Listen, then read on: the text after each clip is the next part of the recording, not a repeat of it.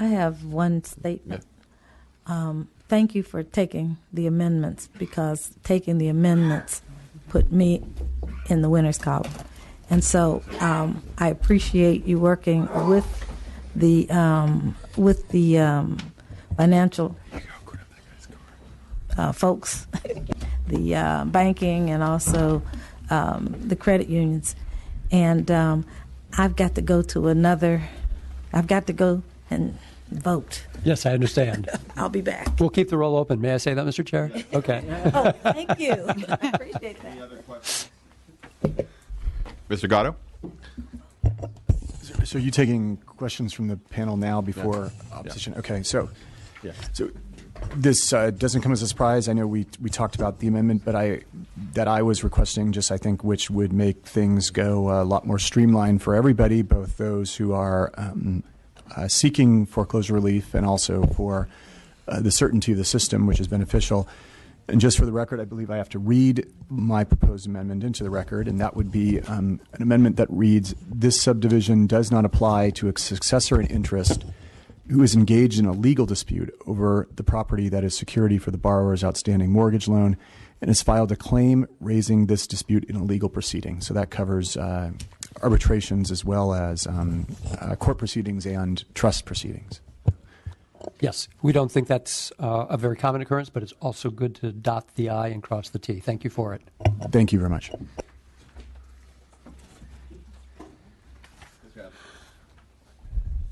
Thank you, Mr. Chair.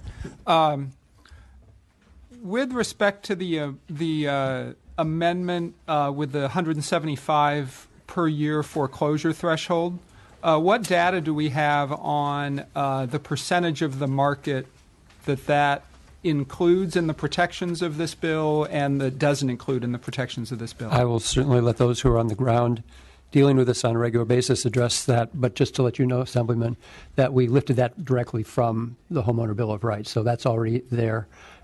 In HBOR, made sense to put it in this as well, but if you know any percentages you could share with the Assemblyman? I am not aware of data to suggest what the percentages are, but I think what it could be also responsive to what you're asking. I can say that mostly we're seeing major servicers where this is a problem who are handling a huge, way more than 175 foreclosures per year. I've never had a credit union come through our doors with this particular issue who's handling any volume of mortgage servicing problems. So what I'm seeing is Citibank, Wells Fargo, Chase, Caliber, Ocwen. And these are the top, among the top 6 servicers by volume in the United States. Okay. Hope that's helpful. Mr. Chow? Just to clarify, do the amendments also address the issue of multiple successors where they are actually equal in priority, in a sense, for example, several siblings, for example, fighting for the mortgage? So with that, we just defer to the existing federal regulations, which requires that loan servicers already have a plan for such circumstances, so we don't interfere with that at all. I gotcha. And also, Mr. Chow, we took an amendment that Mr. Gatto proposed that won't address every one of those situations, but in some cases when there is some type of legal dispute where there are multiple successors in interest, that will nullify that provision where they won't have an ability to use the modification until it goes through the probate process. So, but that was a concern we had, and there are federal guidelines of that as well. But I will hope, as it goes forward, hopefully maybe in judiciary that can be looked at as well. Anyone else? Okay, we'll have. We thank you for your time. If you want to submit that, I don't know if you have the written statement from the Attorney General. We'll put that in the record. But we'll now call up the witnesses in opposition and those that are neutral as well. Thank you. Thank you, Mr. Hernandez. Thank you very much. And we're going to do everything we can to keep you in your home. Okay, I appreciate it. All right. Thanks, Kathleen.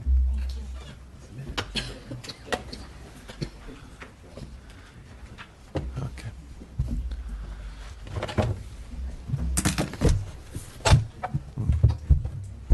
Mr. Chair, committee members, Pat Zenzela. I'm with KP Public Affairs, and I'm here on behalf of the California Mortgage Bankers Association. First, I want to thank the chair and the committee members for the thoughtful analysis and for the recommended amendments. The committee amendments do address several of our issues with the bill.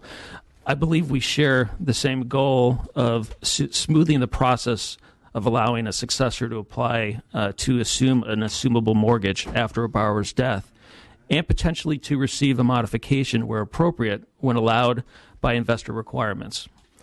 But it will not be possible in all cases, and it helps no one if the property is put in legal limbo for an extended period of time. The California Mortgage Bankers Association must regretfully continue to oppose SB 1150 because one of our biggest concerns with the bill is not being addressed with the amendments. The private right of action and significant penalties remain in the bill. SB 1150 is more clear as proposed to be amended, but the provisions still address very complicated situations after the death of a borrower when emotions run very high, and for those successors identified in the bill. It still makes it clear that there can be multiple successors. The requirements in 1150 also layer over many existing federal laws and Fannie Mae and Freddie Mac rules. The way I see the amendments made by the committee is that they provide servicers with a defense, but with the private right of action intact, servicers will still be sued and will need to address questions of fact. They will need to show the court that they complied with the CFPB rules per the safe harbor in the amendments, or they completed the appropriate underwriting, but the successor could not qualify for the assumption or the modification, not to mention prove that they complied with the extensive requirements in the Homeowner Bill of Rights, which the successor will be granted, or successors will be granted under the bill. Our concerns regarding the private right of action 1150 creating a high volume of litigation is supported by feedback from our membership that HOBAR, the Homeowner Bill of Rights, has led to many frivolous court cases. As an example, one of our member law firms that provides defense services for financial institutions reported experiencing 1,306 Homeowner Bill of Rights complaints, and that only a handful of those complaints had merit. That's just one law firm. So the bill provisions, even as proposed to be amended, are ripe with the opportunity for additional litigation and potential for mischief or successor disagreements. So for the reasons described above, as just mentioned, the California Mortgage Bankers Association continues to oppose SB 1150. Mr. Chair and members, Kevin Gould with the California Bankers Association. We also must continue to oppose the measure strongly. We do wish to extend our condolences to the witness and also to apologize for the experience that they had. I also want to take a moment to thank the committee members and the chair and the consultant in particular for listening to our concerns and giving this measure a great deal of thought. This is a very complex subject matter dealing with very difficult fact patterns. We ultimately think that this measure is premature. We think that the Consumer Financial Protection Bureau will promulgate comprehensive regulations. Those regulations, according to the CFPB's own website, are to come out this summer, so any day. We think they'll be comprehensive in nature, and it would have been our perspective that we should wait for those regulations and then figure out where there might be some opportunities to do follow-up legislation. Even though we would have preferred to wait for CFPB, we did express sympathy for circumstances involving a widow or an adult child. In early conversations with regard to this particular measure, we understood that that was the focus. And so we proposed 4 amendments that we thought would establish and meet the narrative of what had been the described problem. If those 4 amendments were to be taken, then we would have removed our opposition. The chair has recommended amendments that in part address some of our concerns, and we wish to express our gratitude for the work product. But unfortunately, this measure continues to contain a private right of action that is, in our view, one-sided.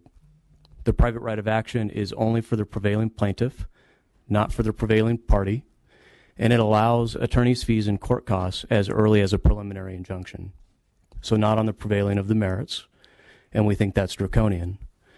We instead recommended that a better enforcement mechanism would be the Attorney General, or the District Attorney. And we think that there's history for that, and we think that would be more appropriate. But for the reasons stated, we must continue to oppose the measure, and we respectfully urge your no vote. At this time, any opposition in the gallery, but then we'll also have anyone that's neutral as well at this time. Thank you, Mr. Chairman and members. Hal Dastinger with the Civil Justice Association of California. We oppose the bill.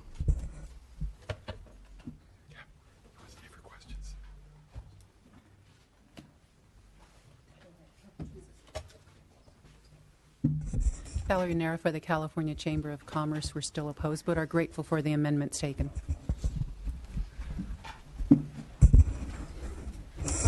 Rodney Wilson with the California Credit Union League. We are now neutral on the measure. Thank you. Margaret Gladstein with the California Community Banking Network. We too are neutral and appreciate working with the author and his staff on the homeowner bill of rights exemption for those with 175 or fewer foreclosures. Thank you. Mr. Chair, committee members, my name is Craig Page, the California Land Title Association. I thought we were actually still into the opposition. Briefly, the title insurance industry has some concern that the successors and interests are so broadly drafted that there's no way for us to be able to do a search of title to, in fact, figure out whether the provisions of the bill have been followed by lenders. We can't go through the files. We can't go through the phone records. We can't go through the steps that they've taken, so we won't know whether or not the successor and interests that are allowable under the bill have actually been given the opportunity to do it, and it may have a chilling effect on the ability to get title insurance in California. For those reasons, we're opposed.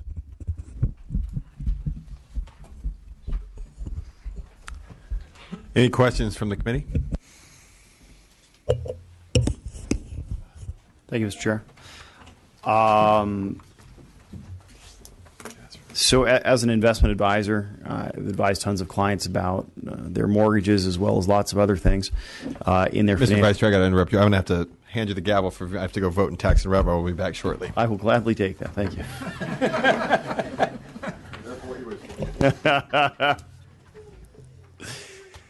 So just as a financial advisor, I've observed a ton of mortgages on clients' balance sheets, given lots of advice, and I think that what your bill is trying to do has a lot of merit. You know, I think it makes a lot of sense. I have a couple of issues with it. I think the amendments have made it a much better bill, clearly. My biggest question really is, and I'll get to all of them, but the first question really is, if there's a safe harbor with your bill, with any lender that is following the new regulations that are going to be promulgated by the CFPB, what really then is the need for this bill once those regulations come out? Well, there are currently regulations, and there will be updated regulations. But again, without the private right of action, with all due respect to the opposition's comment, just call the DA or the Attorney General after the fact that your house has been wrongly sold in foreclosure doesn't really do much. You've lost your house. And we can wait on the federal government. Hope you've got a lot of time. They say July, August, September, October. Mr. Hernandez is not the only one in the state in this situation. He needs help, and he needs it now. And without this bill, it's very likely he's going to lose his home. And there will be people who will still be hurt until this gets put into implementation. Should we get the bill at the governor's desk and he signs it, and it takes effect in January? And there will be foreclosures, as I said in my opening statement, but we're trying to prevent unnecessary foreclosures, and that's what this bill will do. Okay, so I understand. So it sounds like the feds are going to come out with regulations later this year. This law wouldn't take effect till January. So by that point, it largely would not matter except for the private right of action. However, I do understand what you're doing, which is, look, there's no reason to wait for the feds if we have good policy that needs to be enacted. I can see where you're going with that. So really, am I correct in stating that the true intent of this bill right now is to make sure insert the private right of action into this process as it stands today post amendments? As I already stated, that's an important part of the bill, but also as you just mentioned, if there's good policy, there's no reason why we would not want to put it into statute. Understood. Okay. So let's circle back to part of the policy, because a lot of this made sense to me, especially post-amendment. I really like the fact that no longer can you be an investor owner, investor successor owner. You have to live in the property. There is now credit underwriting, so the bill starts to make a lot more sense when we see these things. One thing that didn't make sense to me, though, is there is an exemption for financial institutions not to follow these guidelines if they have less than 175 foreclosures in the previous year. And I guess my question is, because the moment I see that, I see a moral hazard here, really. And this would present itself as me, let's say, being a consumer, saying, I really wouldn't want to take out a mortgage with a smaller institution. I'd much rather go with a larger institution that has a larger volume, because they would then be subject to these rules, whereas smaller lenders might not. Now, I bring this up on its face because I do have a problem with that, but more specifically because you also authored the Homeowners Bill of Rights, where there was no difference in the size of the lenders or in the size of their portfolio that might have foreclosures. Can you address that? Well, as I mentioned earlier, the 175 was lifted from the Homeowner Bill of Rights. And if you have a concern that this is going to put the credit unions or some of the smaller community banks at a competitive disadvantage, I would just ask you to take it up with them directly, because of that amendment, they're now neutral on the bill. Let me also point out that though I'm supporting the amendments, there are still those who are going to be left out in the dark and the cold. So if you and your wife are in a trial separation, or you're estranged and she's living in one house and she's living in your house and you're living in an apartment right now because you're estranged, she dies, your name's not on the loan, you're out. You're not going to get protected by this. So we've really narrowed it, I think, a bit. So we'll see. If there's more cleanup legislation in the future, we'll need to do it. As was mentioned, this also leaves the disability community out in the cold. For example, we encourage those with disabilities to get out of their parents' home, to live with roommates, and to have a broader life experience. We encourage them to do that through policy making and investments. And then if their parents die, they're not going to be protected by this. So we've narrowed it so much. I'm still concerned there will be others who deserve protection who won't, but that's the nature of the give and take of the debate in this building, and so I have to recognize that. And we'll see if there are people who are still being harmed in the future. Should this become law, we can deal with that then, as the chair said. But I think, if anything, the bill is maybe a little too narrow rather than too broad. But that's just maybe a difference of opinion. I appreciate your opinion. Well, I have to say that I like a number of things the bill does. I like the fact, too, that there is a safe harbor. I think there is a difficulty in that it's a safe harbor defense, as was mentioned by one of the experts. However, I still have some issue with the private right of action. I'm a little bit concerned that there might be a lot of unnecessary litigation here. I might still be a no on the bill at the moment because of that. But I do really appreciate the amendments that have been taken. I think you've made this a much better bill. Thank you very much, Assemblyman Allen. Additional questions from the dais? Assemblyman Hadley. Thank you, Mr. Chair. Really more a quick statement and a plea for help, honestly, on this. I'm a financial services professional. I've spent 29 years in these matters, and as the chairman said when he kicked off discussion of this bill, this is an extraordinarily complex area of the law, and we're dealing with complex circumstances of fact that give rise to the protections in this bill. And I have a great deal of sympathy for the plight of the people that you're trying to help with this bill, and as a matter of public policy, I think that we need to do something about this. So I appreciate you bringing the bill forward, but I feel like I've been dual-tracked on this bill. This is an extraordinarily complex area. I've taken multiple meetings, my staff has taken multiple meetings on a bill that was far broader and very different than the bill that is now before us as of a couple hours ago, with you having accepted the committee's amendments. So I based on what I know right now, I'm pleased that you took the amendments. I appreciate the staff work that the committee did and the work that your staff did to get this to this. But in an area as complex as this, to have these amendments dropped on us as I walked into the hearing is a very tough position for me to be in, just to be ready for these bills. So I'm not going to vote in committee today. I hope it's something I can support because I do agree with you about the need for the service. But I think that this could have been appropriately scoped far early in the process and allow all of us and our staffs to do the work that complex work like this requires. And I would ask that we try to do that as a body. Thank you. Thank you, Assemblyman. I assure you I never meant to dual track you. And quite honestly, that's the process that we're in. We got dropped with the amendments the same time you did. It came out in the committee analysis, and that's how this system works. But I appreciate your comments. Any additional comments from the dais or questions? Seeing none, the bill's been moved and seconded. Madam Secretary, would you like to call the roll? Close. Oh, I'm sorry. Please let me not take your close from you. Very briefly. And hold on. We missed one as well. Okay. So I just want to make sure that I understand what we're voting on. The motion was do pass as amended with the amendments that the chair, were they in the committee analysis or they were in the committee analysis? And then there's also the amendment we discussed, our office discussed with the Attorney General, and that is which is in Ledge Council format, I think, and I'll give to the committee staff. So that's the motion before us, is do pass as amended that way. And do pass to judiciary because it's so complicated it's going to a second committee. Understand. And then just to close and thank the committee for its time and focus, that the coalition of support for this bill is uncommonly large. We have the Attorney General of the state of California, Kamala Harris.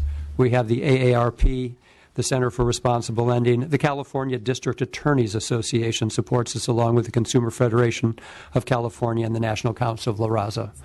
So I would ask for your support as well. Thank you very much with that. And before we go to the vote, just wanted to make sure that everyone's very clear in terms of what we're voting on. The additional amendments that were accepted would be the additional change agreed to, which was joint tenants as evidenced by a grant deed, and the list of parties defined as successors, and also that the bill does not apply when the title of the property is subject to a legal dispute. With that, Madam Secretary, would you like to call the roll? DeBobney, Allen. No. Allen, no. Asajian, Bonilla, Brown, Chow. Chow, I. Gatto. Gatto, I. Hadley. Hadley, not voting. Kim. No. Kim, no. Lowe. Lowe, I. Ridley Thomas. Ridley Thomas, I. Stone. Stone, I. DeBobney. DeBobney, aye. DeBobney, I.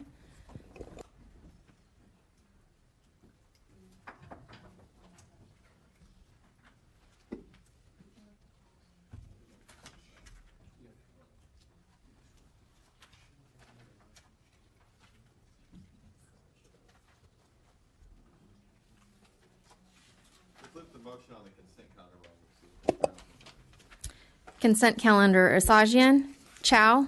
Chow, I. Kim. Kim, I. Ridley Thomas. Ridley Thomas, I.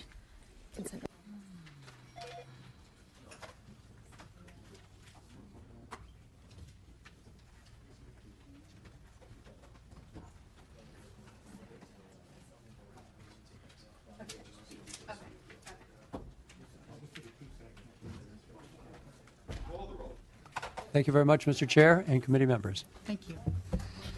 Going to the Cubs? Thank you so much.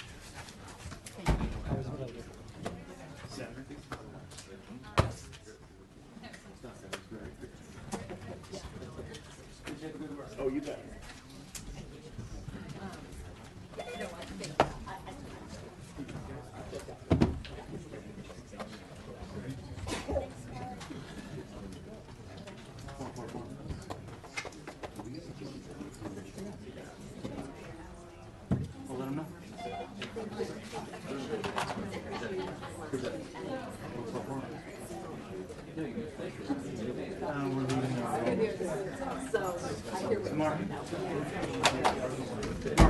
You guys are all still open, right? Yeah.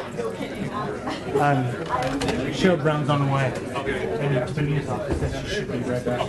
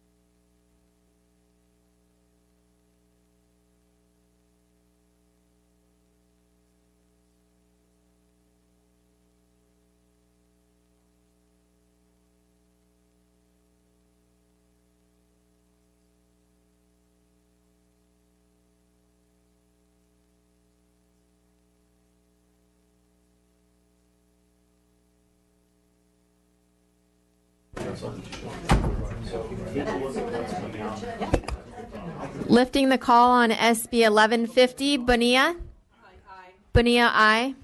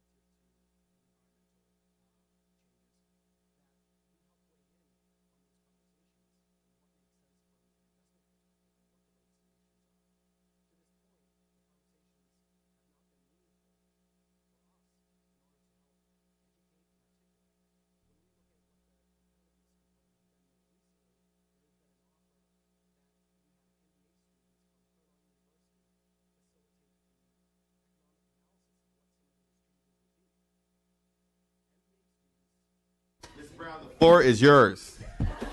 To take all pressure off, the bill is already out, though. So you don't. SB 1150, Brown. Brown, aye. And Miss Brown, thank you. Miss Brown was very instrumental in these amendments because she greatly understands the need this bill will have for seniors in the community, but also understands the need to have mortgages affordable for seniors as well. So, we're adjourned.